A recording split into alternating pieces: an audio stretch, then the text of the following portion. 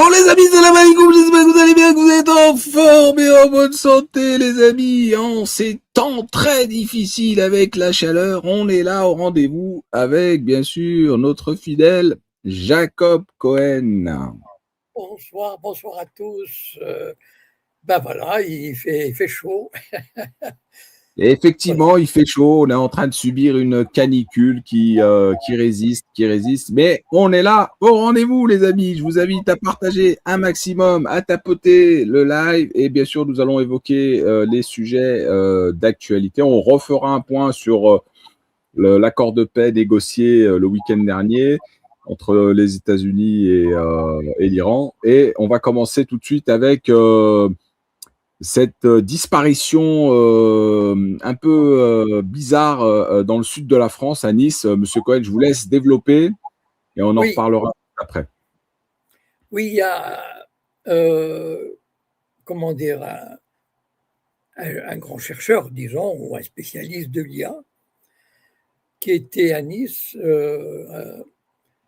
pour se perfectionner. On disait que c'était enfin, quelqu'un qui était déjà arrivé à un niveau assez important, et il a été assassiné. Bon, je pense qu'il ne faut pas être Sherlock Holmes pour deviner qui est derrière. C'est sûr que le Mossad a une longue histoire d'assassinat et d'assassinat euh, pas toujours les ennemis irréductibles, des gens qui ont du sang sur les mains ou des assassins, pas du tout. Euh, Par exemple, le Mossad avait, dès les années 80, avait lancé une politique d'assassinat des leaders de l'OLP qui prônaient la paix, qui prônaient justement l'entente avec Israël, la reconnaissance d'Israël, etc. Notamment, il y a un célèbre, le nom, je l'ai oublié malheureusement, était très connu à l'époque, le représentant de l'OLP à Lisbonne, dans les années 80, il a été assassiné. Bon, enfin, il y en a plein d'autres. Le Mossad a assassiné bon, d'abord tous les scientifiques irakiens, enfin beaucoup d'entre eux, spécialisés dans le nucléaire, qui étaient venus se perfectionner en France.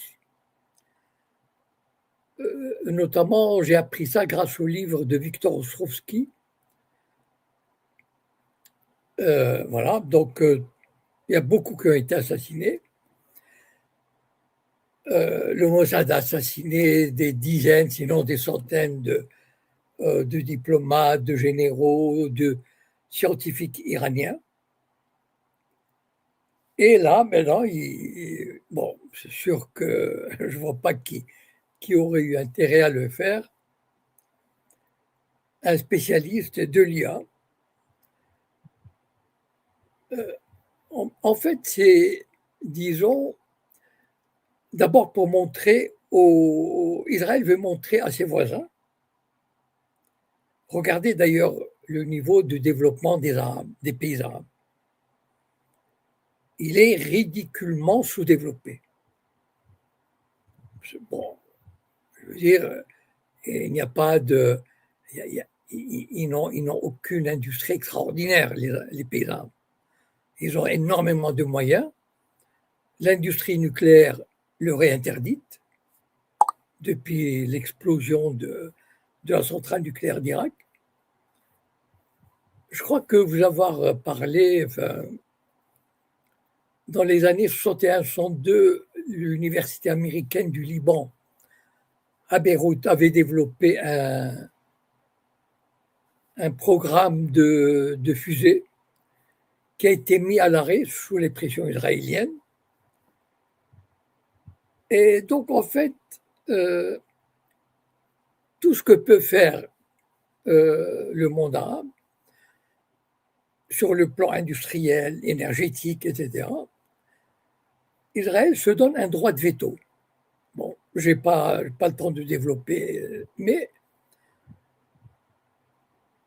je me souviens par exemple d'une usine très importante en Syrie et d'un centre de recherche qui a été détruit en 2007 à Damas ou dans les environs de Damas.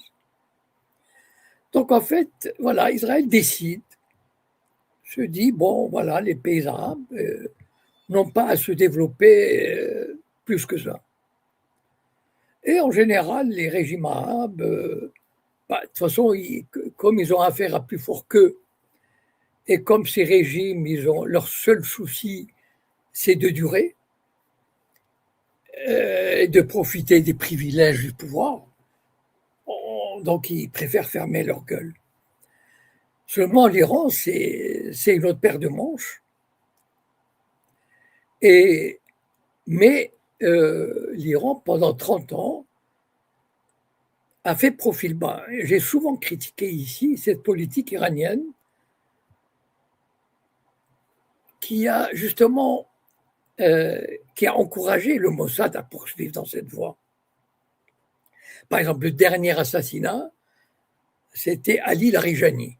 Bon, c'est quasiment après l'assassinat, la décapitation du 28 février, c'était le cerveau qui dirigeait, qui tenait l'État iranien. Et le Mossad ne s'est pas trompé en l'assassinant, parce que c'était une pièce maîtresse. Jusqu'à preuve du contraire, moi, je n'ai pas entendu parler d'Israéliens ou de judéo-sionistes, parce qu'il y a des judéo-sionistes qui ont plus de valeur qu'un général israélien. Si les Iraniens voulaient, je peux leur faire une petite liste. Il y a des judéo-sionistes dont l'assassinat ébranlerait, français ou américain, ébranlerait le pouvoir israélien. Et en général, ce sont des gens qui ne sont pas très, très protégés. Ils ne sont pas protégés comme des généraux, des chefs d'État. On peut facilement, vous savez, un commando, et voilà. Et c'est un message adressé à Israël. Voilà, si vous assassinez, pour un que vous assassinez, nous assassinerons 2 ou 3. Malheureusement, je dis malheureusement, parce que ça ne sert à rien d'avoir de la morale dans les relations internationales. Si on veut se faire passer pour un imbécile, oui, d'accord. Mais comme le Mossad utilise ce genre de méthode, il est normal, il est naturel, c'est même, comment dire, c'est une question de survie. Alors, il se trouve que cette semaine, 2 des plus grands analystes que je suis régulièrement, Larry Johnson et Pepe Escobar, qui ont, a priori, c'est ce qu'ils disent, et il n'y a aucune raison de ne pas les croire, ils ont une source dans la délégation pakistanaise qui assiste aux négociations et qui les informe, qui leur donne les informations. Ça ne veut pas dire qu'ils sont libres de révéler tout, mais c'est une source d'information. Et notamment, il y a eu cette information. Apparemment, les Israéliens, comme les Pakistanais sont très actifs, ils avaient l'intention de tuer, d'assassiner ces responsables, 1 ou 2 responsables ou 3 de la délégation iranienne. Et le message du Pakistan a été net et clair. On leur a dit, si un seul négociateur pakistanais venait à être assassiné, l'État d'Israël sera effacé de la carte. Voilà, c'est simple. Ni une, ni 2. Voilà. Donc, faites gaffe. Voilà. Les Iraniens, bon, ils ont su répondre. Je leur ai tiré mon chapeau. Ils ont l'admiration du monde entier. Ils ont tenu tête à la plus grande puissance. Ils déjouent toutes les manipulations. On verra ça plus tard. Mais malheureusement, enfin, moi, je regrette. Hein, parce que tant qu'ils ne réagissent pas, le Mossad continuera d'assassiner des scientifiques iraniens. Voilà. Il faut espérer qu'ils en ont les moyens, ce n'est pas le problème. Voilà. Mais malheureusement, je crois qu'ils ont une certaine, comment dire, une certaine éthique, voilà, qui les empêche de se livrer à des assassinats. Mais quand on a affaire à un État terroriste, ce genre de considération morale,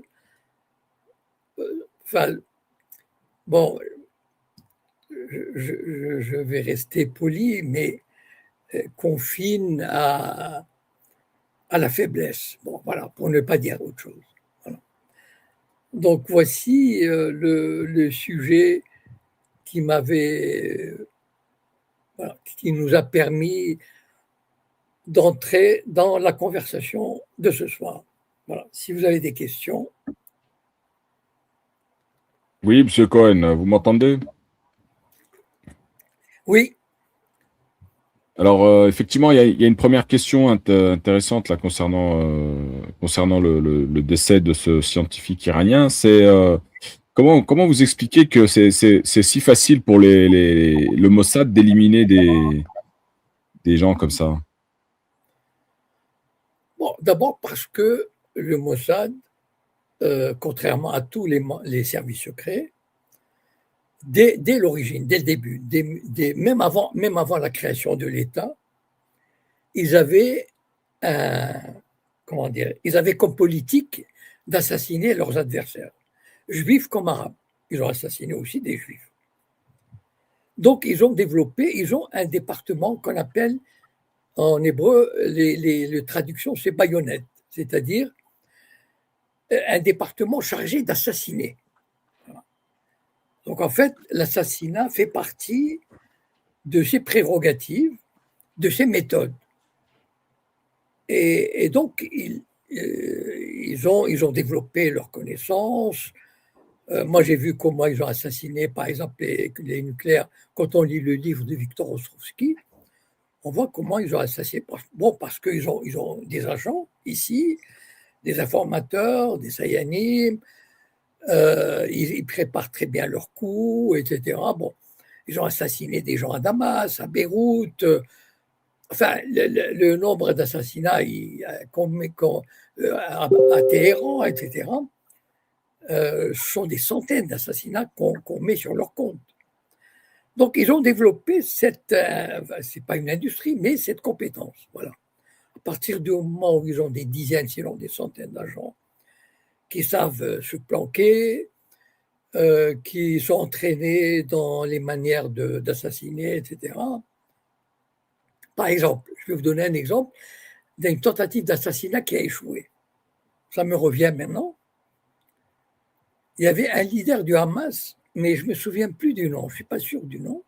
Khaled Meshal, je crois, mais malheureusement, je ne suis pas sûr du nom. Bref, il était réfugié à Amman. Et il y avait 2 agents du Mossad. C'est officiel ce que je vous raconte, c'est connu, c'est pas des racontars, d'accord, voilà. Ils sont approchés de lui et l'ont piqué avec un parapluie. Et ils l'ont piqué, et la piqûre contenait un poison. Et les gens qui étaient à côté, je ne sais pas, ils ont réalisé qu'il y avait des agents étrangers qui l'avaient piqué. Et des dizaines de passants sont jetés sur les 2 et ils les ont attrapés. Et la police est arrivée, bon, ils les ont pris. Et le roi de Jordanie avait dit à l'époque, si dans les 24 heures je n'ai pas le contrepoison, les 2 agents seront condamnés à perpétuité ou quelque chose comme ça. Et le Mossad a été obligé d'envoyer le contrepoison et le leader du Hamas a été sauvé. Bon, des fois ils ratent, mais en général, ils réussissent leur coup. Donc en fait, ça n'existe pas dans les autres services secrets. Les autres services secrets, ils ne recourent à l'assassinat qu'en des cas vraiment extrêmes. Voilà. On ne peut pas faire autrement, etc. Enfin, alors que dans l'esprit du Mossad, l'assassinat est une méthode comme une autre. Et donc, ils ont développé ils ont des tas d'équipes qui soient dormantes, c'est-à-dire des gens qui sont installés, par exemple, à Paris, à Nice, à Bruxelles, etc., qui s'organisent, qui surveillent, etc. Et puis, en général, d'après ce que j'ai lu, il y a des équipes qui surveillent et l'équipe d'assassins vient à la fin. Voilà. Mais ils réussissent parce qu'ils ont des méthodes de surveillance, de filature, et, et au final, des équipes très déterminées, très capables, etc., qui viennent liquider voilà. Je vous rappelle, par exemple, enfin, dans les années 90, il y avait un membre important de l'OLP qui était venu à Paris sous la protection de la DGSE. C'est-à-dire que les services secrets français lui avaient promis la protection, leur protection. Et il était là incognito. Mais pour le Mossad, apparemment, l'incognito n'existe pas. Donc le gars, il se baladait à Montparnasse, sur le boulevard de Montparnasse. C'est un vendredi soir, je crois, ou un samedi soir. Il était 11h30. Et puis, voilà, tout seul, parce qu'il se disait, je suis là incognito, il n'y a pas de problème, etc. Ben, et ce n'est pas un terroriste au sens, comment dire, ce n'est pas un assassin, c'est un diplomate palestinien. Et bien, il y a deux types qui viennent en face de lui. Ils tiennent un revolver dans un sac en plastique pour prendre les douilles, pour qu'elles ne tombent pas par terre. Ils passent en face, tac, tac, tac, et ils continuent leur chemin. Donc, en fait, ils réussissent parce que l'assassinat fait partie de leur norme, de leur normalité, voilà.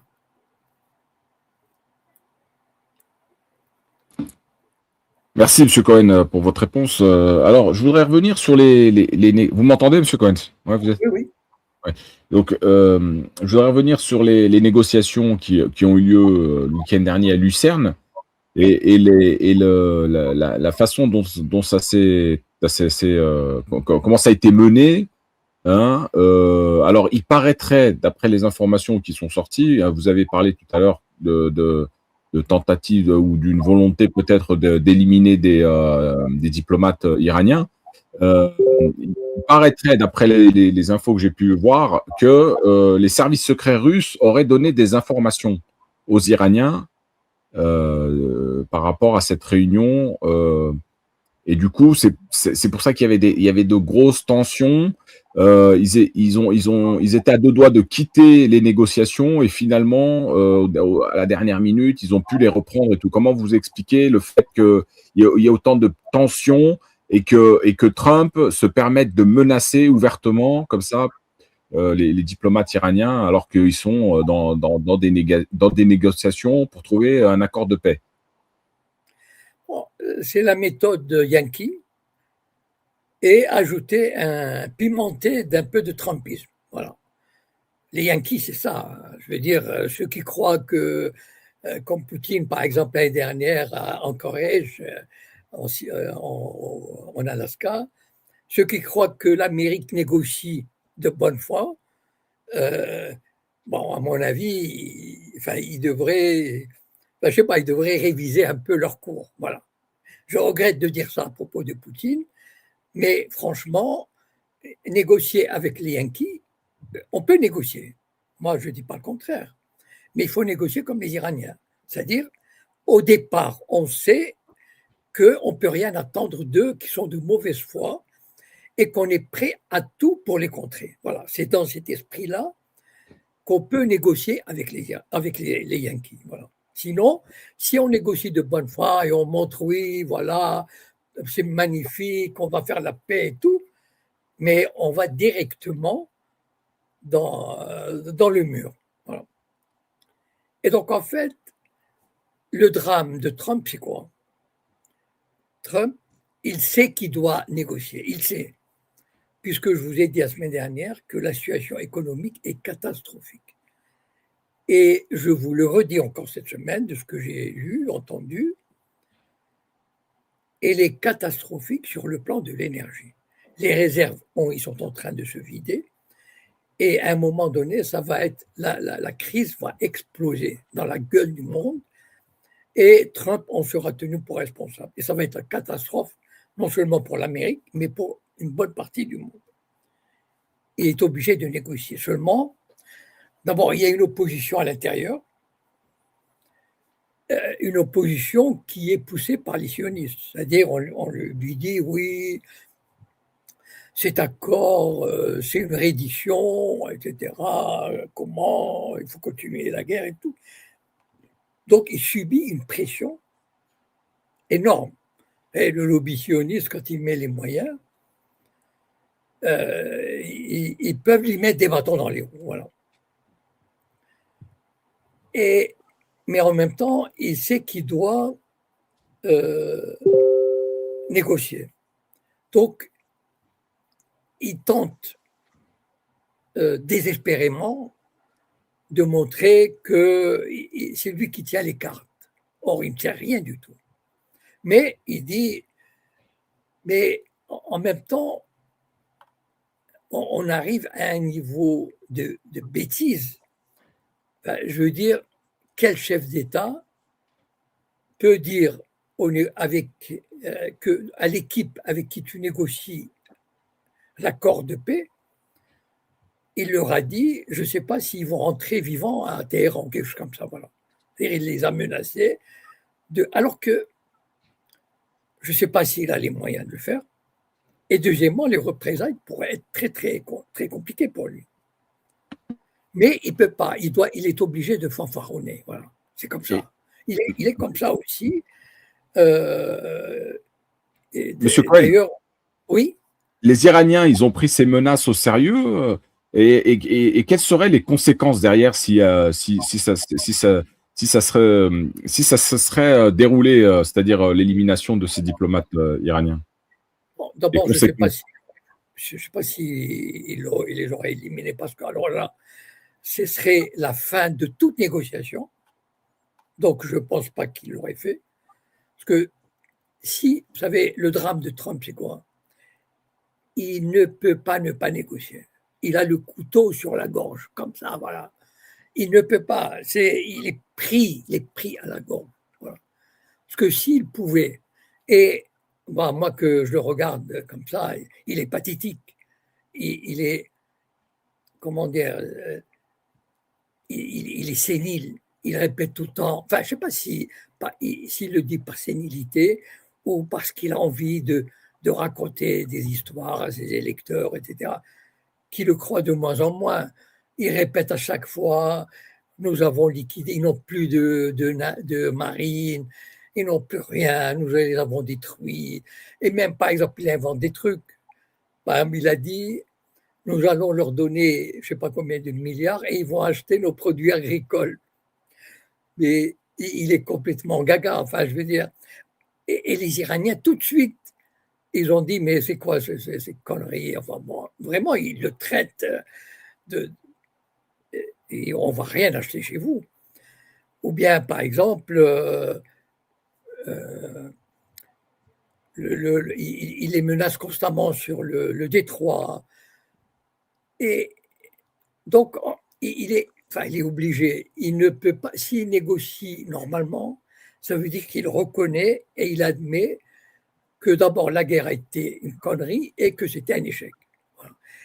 Et ça, l'Amérique, tu as imaginé la plus grande puissance du monde qui dicte presque, enfin, je veux dire, je dirais pas qui dicte, mais enfin, la Russie, mais enfin, je veux dire, quand Trump dit, bon, allez, je vais négocier avec toi, Poutine, Poutine, il accourt. Voilà. Donc, je regrette. Alors que Poutine, il a tout ce qu'il faut pour se montrer aussi hargneux que l'Amérique. Et c'est ça que fait l'Iran. Et c'est ça qui les rend fous, qui rend fou Trump et l'Amérique. C'est que l'Iran ne laisse rien passer. Donc, bien sûr, elle aurait très bien pu mettre les menaces de Trump mais elle préfère mettre les points sur les i. Dire, voilà, nous, on ne peut pas négocier dans ces conditions-là. Voilà. Donc, c'est aussi une façon d'obtenir, par exemple, vous ne voulez pas qu'on parte. Très bien, donc je veux une concession. Et il y a en ce moment, par exemple, vous savez, vous avez entendu cette information, comme quoi les inspecteurs de l'AIEA sont attendus d'un jour à l'autre à Téhéran. Ça, c'est de la désinformation américaine. Alors, l'Iran a tout de suite publié un communiqué. Il n'est absolument pas question que l'AIEA vienne en Iran. Donc, aujourd'hui, nous sommes dans un jeu de dupes, de tensions, de mensonges, de manipulations pour essayer de prendre le pas sur l'adversaire. Mais finalement, de ce que j'ai entendu vraiment, chaque semaine qui passe nous rapproche du désastre. Et les Iraniens, ils n'ont pas de problème. Eux, ils peuvent tenir des mois et des mois. Ils ne manquent de rien. Ils peuvent facilement venir à bout de n'importe quelle attaque. Et donc, tout ce que l'Amérique montre, c'est, et sans compter, je voudrais quand même ajouter ça, la division entre le ministre des Affaires étrangères, Marco Rubio, et le vice-président. Ils sont incapables aujourd'hui de parler d'une seule voix. Mais en même temps, c'est une tactique. C'est une tactique de Trump. C'est-à-dire, pour montrer qu'il veut la paix, il envoie J.D. Vance. Pour montrer qu'il est ferme, il envoie Marco Rubio dans les pays du Golfe. Mais tout ça, ça crée de la confusion. Mais les Iraniens sont tranquilles, ils attendent, ils posent leurs conditions, ils savent qu'ils tiennent, sont eux qui tiennent l'écart. Vous voulez pas négocier sérieusement, il n'y a pas de problème, on attend. Voilà.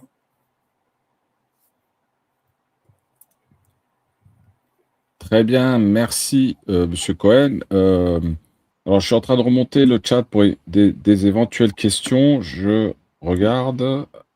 Il y avait, je crois, j'ai vu passer une question. Bon, là. Alors.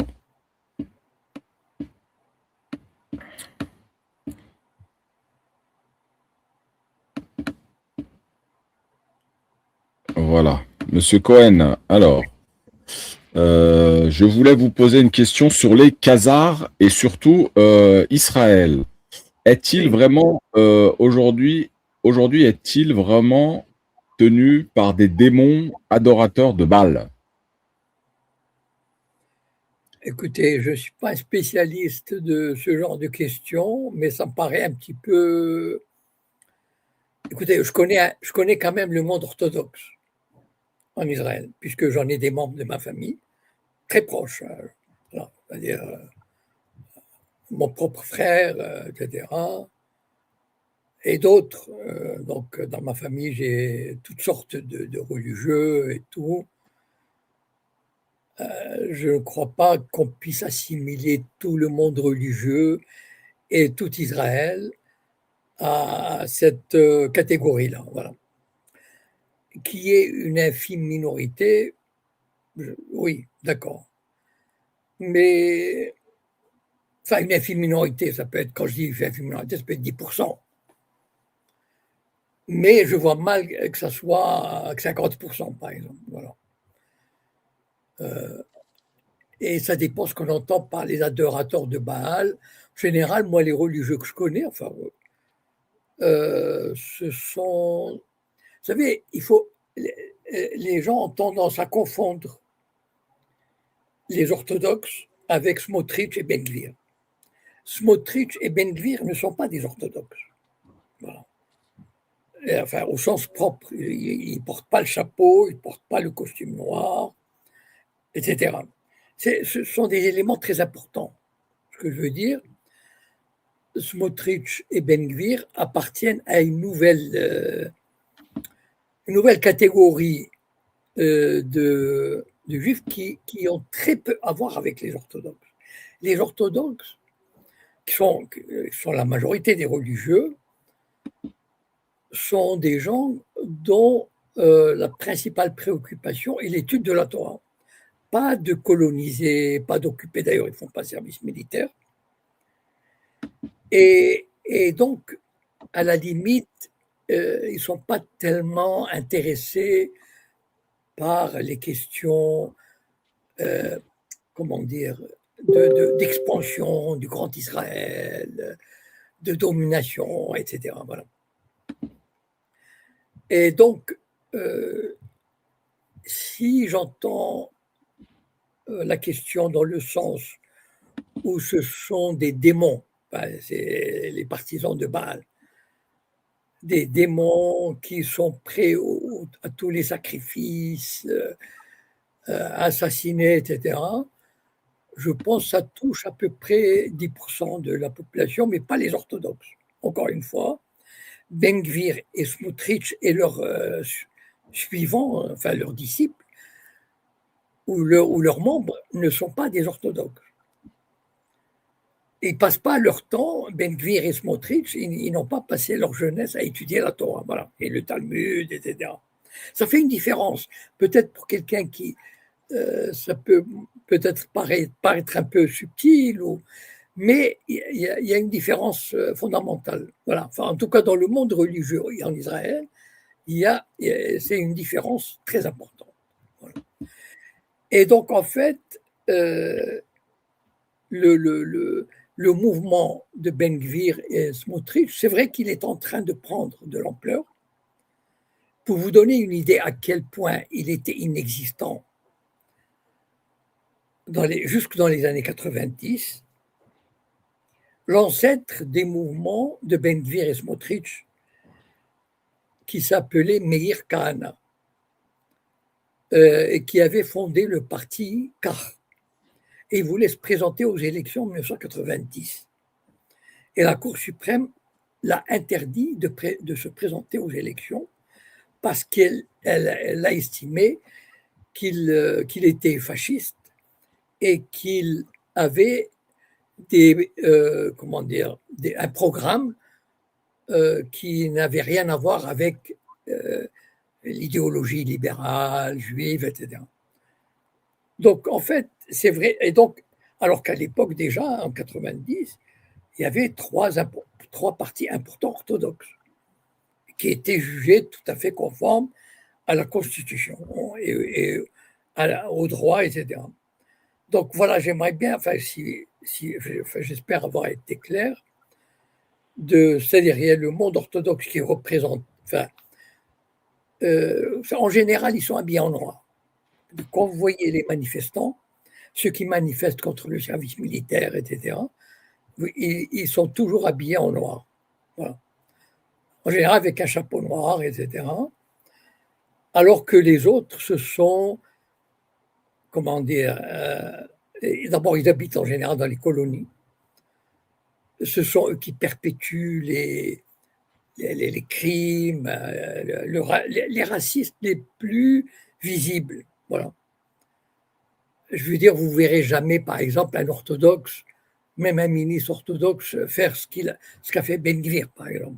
Voilà, c'est impensable. Voilà, si j'ai pu répondre à la question de l'auditeur. Merci, M. Cohen. Il y avait une autre question de Ali qui est là avec nous sur TikTok. Sa question, c'était concernant la construction d'Israël. Pourquoi elle aurait été faite en majorité par les Ashkénazes? Parce que, pour une raison simple, il y a deux raisons. Il y a deux raisons.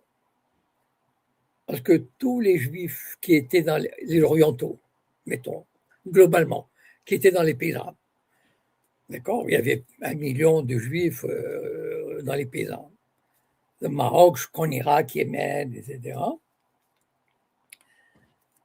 Eux, ils ne pouvaient pas être sionistes. Pourquoi? Parce qu'ils croyaient, dans les années 20, 30, 40, 50, c'était des communautés très religieuses, très traditionnalistes, etc. Donc, elles n'imaginaient pas violer la loi juive en construisant un État avant l'arrivée du Messie. Donc, elles ne pouvaient pas être sionistes. Ces gens-là ne pouvaient pas être sionistes. Il n'était pas question. Quelques-uns allaient en Terre Sainte, ils appelaient ça la Terre Sainte, mais comme un pèlerinage, mais en aucune façon pour construire un État laïque qui serait contraire aux prescriptions religieuses. Donc, ces juifs séfarades ne pouvaient pas participer.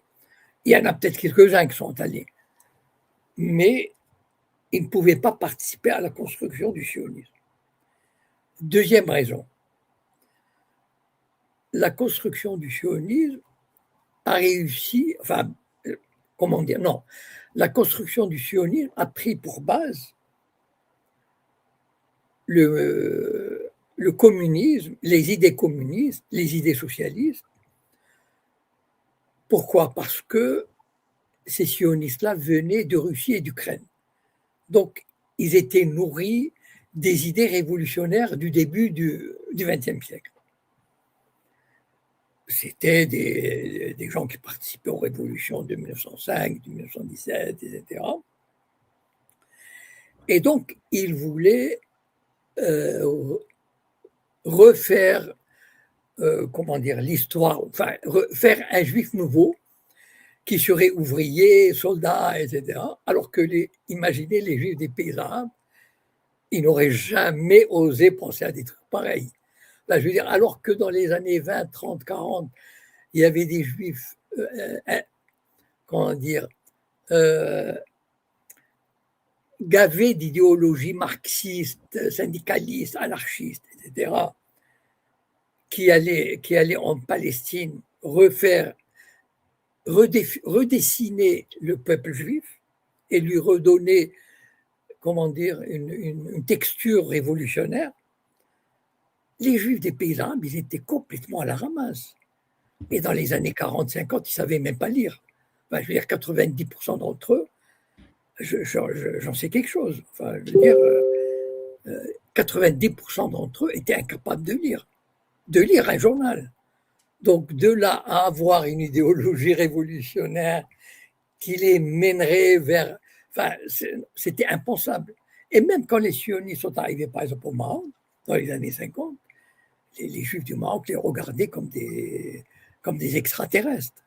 Pour eux, c'est quoi ces types qui viennent leur parler de Sion, d'Israël, etc., alors que eux, ils prient le Messie, enfin pour le vrai Messie, etc. Donc, c'est deux mondes absolument, enfin, c'est absolument opposés, absolument contradictoires. Voilà. C'est pour ça que les Juifs des pays arabes, en dehors de quelques exceptions, bien sûr, il y a toujours quelques exceptions individuelles, n'ont pas du tout participé à la construction d'Israël et du sionisme. Alors, Monsieur Cohen, alors, j'aimerais aller sur un autre sujet, mais concernant toujours, bien sûr, cette entité sioniste et ses agents, pardon. Vous avez publié sur votre compte Telegram une vidéo d'I24 News concernant un contingent de soldats marocains qui s'est rendu donc en Palestine occupée pour collaborer par rapport à ce plan de paix, hein, pour installer et déradicaliser, pardon, désarmer le Hamas. Oui. Et vous avez titré votre publication Les nouveaux harkis du sionisme. Oui. Vous pouvez développer, s'il vous plaît? C'est-à-dire, pour moi, les harkis, la notion de harki, que les Algériens me pardonnent hein, s'ils se sentent choqués ou blessés, parce que je sais que parfois, quand j'utilise ce terme n'a plus rien à voir. Il a dépassé l'histoire algérienne, si vous voulez. Un harki, pour moi, c'est quelqu'un qui appartient, par exemple, l'autorité palestinienne. Pour moi, ce sont des harkis, c'est-à-dire ce sont des collabos, voilà, qui mettent un uniforme, parce que les harkis ont mis un uniforme français. Donc, les forces palestiniennes qui maintiennent la paix en Cisjordanie, pour moi, sont des harkis. La notion de harki, maintenant, on est sorti de l'histoire d'Algérie. C'est-à-dire, ce sont des peuples arabes, enfin, bon, en principe, qui ne devraient pas collaborer avec l'ennemi sioniste, mais qui prennent l'uniforme de l'ennemi ou leur propre uniforme et se collaborent avec la puissance dominante. Voilà, en fait, c'est ça la notion du haki. Et manifestement, pour moi, l'armée marocaine, c'est sur ordre du roi, évidemment. On oublie souvent que tout ce qui se passe au Maroc. Sur ordre du roi, vous dites, Monsieur Cohen? Évidemment, évidemment. Ou plutôt de son conseiller, Azoulay? Oui, enfin bon, mettons que le conseiller Azoulay lui susurre la décision à prendre. Vous savez, c'est comme le film que l'homme qui murmurait à l'oreille des loups, quelque chose comme ça, non, ou à l'oreille des chevaux, je ne sais pas quoi. Bon. Donc, Azoulay lui susurre la décision et c'est le roi qui décide. Donc, ça prend une importance incroyable. On ne peut pas imaginer l'importance que ça prend au Maroc. Et donc, parce que ce plan de paix, sous la houlette de l'Amérique, de Kouchner, de Trump, de la CIA, avec la bénédiction d'Israël, il est certain que ce plan de paix, ces soldats marocains ne vont pas aller à Gaza pour aider le Hamas ou les résistants gazaouis à se défendre. Voilà. Donc, ils sont là-bas dans un plan concocté par l'Amérique, par l'axe américano-sioniste, pour maîtriser définitivement et éliminer toute résistance palestinienne à Gaza. Voilà. D'accord. Donc ça, c'est à la suite, bien sûr, de cette collaboration et de cette normalisation qui s'est effectuée en 2020, hein, qui s'est officialisée. Et aujourd'hui, les relations entre Israël et le Maroc sont au beau fixe. On peut dire ça comme ça. Ah, tout à fait, oui. Oui. D'ailleurs, je crois que le Maroc est un des rares pays arabes à le faire, enfin, à ma connaissance. Je veux dire, même les Égyptiens n'ont pas osé, ou les Jordaniens. Donc, Est-ce que c'est assumé, ça, M. Cohen, aujourd'hui? ben oui. C'est pleinement assumé? Qu'est-ce que vous appelez assumer? C'est-à-dire cette relation avec cette entité génocidaire.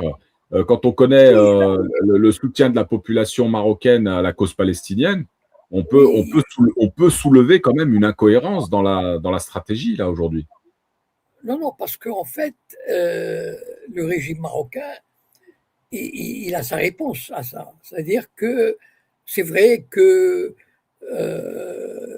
nous avons, grâce à nos bonnes relations avec Israël, nous pouvons améliorer l'existence quotidienne des Palestiniens et trouver une solution rapide. Je rigole, mais c'est ça. Donc en fait, ils avancent. D'ailleurs, les Marocains ont fait ils ont tenté d'envoyer beaucoup d'aide, beaucoup, je ne sais pas, mais en tout cas, ils ont tenté d'envoyer de l'aide à Gaza pendant la crise, évidemment avec la bénédiction de l'armée israélienne. Et ils ont profité, je ne sais pas si vous avez vu ces vidéos, c'est très comique, où les habitants de Gaza qui recevaient des rations, etc., ils remerciaient le roi Mohamed VI pour son action. Et donc, c'est diffusé dans les médias marocains. Donc, qui montre que si nous avons des relations privilégiées ou normales avec Israël, ça nous permet de venir en aide aux Palestiniens. Bon, ça fait partie, c'est le premier degré de la propagande. Mais voilà, mais quand même. Voilà. Très bien. Écoutez, on va suivre ça de près. Alors, je voudrais vous orienter, Monsieur Cohen, toujours sur le Maroc et les décisions de justice prises récemment sur des influenceurs ou non, hein, algériens qui se sont rendus au Maroc et qui ont été condamnés. Alors, condamnés, le premier, je vais vous les citer un par un. Donc, il y avait un jeune influenceur qui a une chaîne YouTube et qui est suivi d'un million d'abonnés, qui avait été condamné à 3 mois de prison parce qu'il avait fait une mauvaise blague pendant la Coupe d'Afrique des Nations. Il a fait les 3 mois, il en est sorti. Un second, c'est un Algérien qui était dans les tribunes lors de la finale Sénégal-Maroc et qui soutenait l'équipe sénégalaise parce que son frère faisait partie du staff de l'équipe sénégalaise. Oui. Donc, lui a écopé de 3 mois de prison. Il a été jugé parce qu'il portait un maillot sénégalais. Bon, il a été jugé, on ne sait pas pourquoi. Hein. Le fin mot d'histoire, on ne sait pas, mais en tout cas, il a été enlevé à sa mère et à sa sœur au Maroc. Il a été mis en prison. Il a fait 3 mois. Il en est sorti vivant. Bon, il est sorti. Oui. Et la troisième personne, c'est tout récemment, donc c'est une jeune influenceuse de 30 ans qui s'est rendue au Maroc pour passer des vacances à Marrakech et qui a critiqué un petit peu la façon de conduire des Marocains et qui a évoqué aussi une sélection de la police dans les contrôles qui s'effectuaient là-bas au Maroc. Et bon, sous-entendait un petit peu aussi de la corruption. Et cette jeune fille a écopé d'1 an de prison et 2000 dirhams d'amende. Ah bon.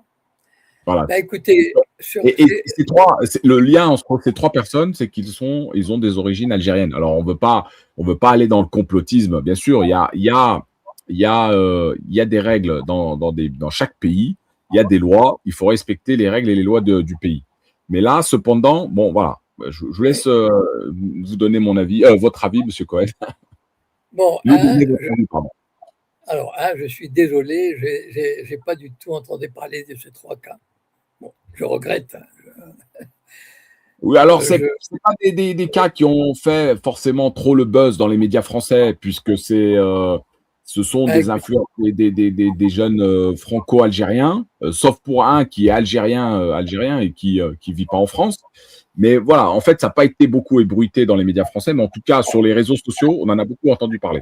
Okay, très bien. Bon, moi, j'ai pas entendu. Bon, 1. Et 2, bon, ben, qu'est-ce que vous voulez que je vous dise malheureusement, si la justice veut frapper des gens au Maroc, elle leur trouve toujours des... Vous savez, il y a des journalistes... Enfin, j'ai le cas de 2 ou 3 journalistes, bon, j'ai oublié le nom, mais on leur a monté des dossiers... et puis on les a condamnés à des années de prison. Bon, ils ont été graciés après, mais donc quand on veut, bon voilà, dans un régime comme ça, on peut. Voilà. Cela dit, la justice en France non plus n'est pas. Enfin, je dirais. Oui, bien sûr. Non, Monsieur Cohen, on va pas aller sur ce terrain-là parce qu'il y a aussi beaucoup de problématiques dans tous les pays du monde. Voilà. Quand un pays, enfin disons, rencontre des contestataires qui ne lui plaisent pas, et surtout s'ils ont des origines de pays, etc., ben, voilà, un coup de fil, et puis la justice a le bras, à la sanction facile. Donc voilà, enfin, je ne sais pas quoi dire. Voilà, alors, juste pour préciser, Monsieur Cohen, pour cette jeune fille qui a fait une vidéo depuis un taxi, alors je cautionne pas du tout ses propos à cette jeune fille. Elle n'a pas respecté les lois du pays. Bon, la sentence est un peu dure. Cependant, le problème, c'est qu'il y a d'autres. Le Maroc, comme vous le savez, Monsieur Cohen, c'est un pays touristique qui accueille, je crois, entre 10 et 15 millions annuels, entre 15 et 20 millions peut-être annuels de touristes. On enlève les MRE, mais bon, voilà, il y a quand même du tourisme qui se pratique dans ce pays. Et il y a des vidéos qui circulent de touristes français ou espagnols ou autres, ou américains ou anglais, où il y a des problématiques de comment dire, un petit peu de corruption. Et il y a jamais de problème avec ces gens-là parce que, voilà. Mais là, en l'occurrence, avec cette jeune fille qui est d'origine algérienne, elle a été chopée avant d'embarquer à l'aéroport. Bon, ben, je sais pas quoi dire. Voilà, je ne sais pas.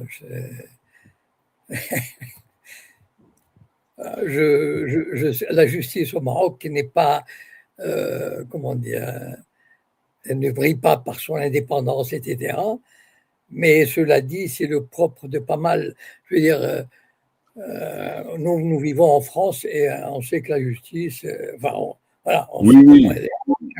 Donc, si déjà dans un pays Et qui justement, se ça avait été commenté, Monsieur Cohen, je vous coupe, ça a été commenté par un média, je ne sais plus quel média français, où ouais, justement, ça avait été commenté en disant au Maroc, vous insultez la police, vous allez en prison 1 an. En France, vous pouvez insulter la police, il n'y a pas de problème. non, en France, vous pouvez insulter la police, il n'y a pas de problème, mais essayez d'insulter un membre du CRIF et vous allez voir. Voilà. Ouais, là-dessus, on est En fait, d'accord. on, on a les ennemis on a les ennemis qu'on déteste. Voilà. Et on a les amis qu'on protège. Donc, chaque système. Non, enfin, je veux dire, c'est pour ça, moi, enfin, ça me gêne un peu parce que je ne connaissais pas du tout ces trois cas. Mais je me faisais, bon, je me fais aucune illusion sur la justice au Maroc, comme je me fais aucune illusion sur la justice d'autres pays, et notamment la France. Donc, la justice dans tout pays, c'est très rare que la justice soit réellement indépendante et agisse conformément à la règle, etc. La justice, c'est un rouage du gouvernement. Voilà. Et La Fontaine l'avait déjà dit, donc il y a 3 ou 4 siècles. Hein, La Fontaine a dit que vous soyez puissant ou misérable, enfin, je sais pas, la suite. Donc, vous savez, c'est pour ça que je suis un peu embêté de.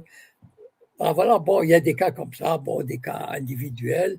Alors, il y a un cas très connu, Monsieur Cohen, Mais, je suppose que vous en avez entendu parler, c'est l'affaire de Daniel Galvan. ah non, rappelez-moi un peu, Alors, rafraîchissez.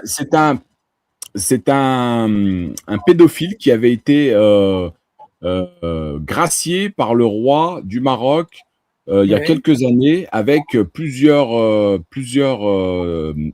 oui, oui, oui, comment dirais-je, plusieurs prisonniers espagnols. Et oui, ça ça avait été commence. une grâce qui avait fait beaucoup de bruit parce qu'il avait gracié, soi-disant, ils avaient gracié par erreur ce pédophile qui avait commis des actes monstrueux sur des enfants au Maroc. D'ailleurs, il y avait eu des soulèvements là-bas, hein, populaires. En tout cas, les populations s'étaient soulevées contre cette décision. Mais on n'a jamais bien compris en fait pourquoi une erreur aussi fatale puisse arriver Et pour un personnage de si ce vous genre. n'avez pas compris, est-ce que vous pensez que moi, je sais quelque chose de concret là-dessus? Je suis désolé. Vous savez, je ne suis pas, enfin, comment dire, je suis de loin, je suis un petit peu ce qui se passe au Maroc, mais pour suivre ce qui se passe au Maroc, il faut être arabisant. Voilà, vraiment. C'est-à-dire, pour connaître les subtilités de la politique marocaine, etc., il faut lire, parce qu'aujourd'hui, les médias, enfin, les médias importants sont arabisants. Bon, et puis, bon, des fois, même les médias français, comment dire, c'est pas. Enfin, euh, bon, on sait que la plupart des médias au Maroc, enfin, non, pas la plupart, tous les médias, lorsqu'il s'agit de la monarchie, ils sont d'une prudence de sioux. Voilà. Donc, et quand je dis la monarchie, la justice, c'est une prérogative de la monarchie. Voilà. Et donc, en fait, critiquer une décision de justice, c'est critiquer indirectement le roi. Et donc, même les médias enfin, qui pourraient d'opposition, etc., sont très prudents dans quand il s'agit de ces choses-là. Mais encore une fois, je n'ai pas envie de veux dire, parce que euh, pour moi, je ne fais je ne fais de confiance à aucun pays quand il s'agit de la justice. Voilà. Et quand je parle, je peux vous citer la Grande-Bretagne, le scandale qu'il y a eu en Grande-Bretagne qui est terrible. La France, bon, on sait l'histoire de Fillon, etc. Enfin, la justice, elle est au service du gouvernement. Donc, il serait malvenu pour moi de critiquer un autre pays, genre, alors que nous vivons dans un pays où la justice, elle est au service du pouvoir. Voilà. Oui, oui, non, mais vous avez complètement raison, Monsieur Cohen, là-dessus. Nous allons pas polémiquer plus longtemps que ça. En tout cas, bon, je voulais vous en parler, puisque bon, vous aviez évoqué dans votre post sur Telegram cette histoire de archiducionisme des temps modernes. Hein, et effectivement, donc pour conclure, on dira que la relation entre les deux pays est au beau fixe et que dans l'intérêt des deux pays. Voilà. Voilà, bon. Oui, oui. Ça, je n'ai pas du tout de scrupule à le dire. D'ailleurs, je l'ai dit, hein. Enfin, je veux dire, je l'ai formulé. J'ai même reçu, c'est très rare que je reçoive un commentaire sur Facebook d'insultes, etc., de la part d'un Marocain musulman. C'est très rare que je reçoive un message d'insulte. En général, je reçois des messages d'insultes de sionistes juifs. Mais là, après ce message, j'ai reçu un. Mais bon, bah, c'est comme ça. Voilà, bah, je crois qu'on a fait le tour un petit peu et il fait assez chaud, donc on va aller se rafraîchir un petit peu et on se donne rendez-vous le week-end prochain en espérant que la température aura baissé un petit peu. Il n'y a pas de souci. Allez, bonne soirée à tous. Que la paix soit sur vous, M. Cohen. Au revoir. Bonsoir. Au revoir.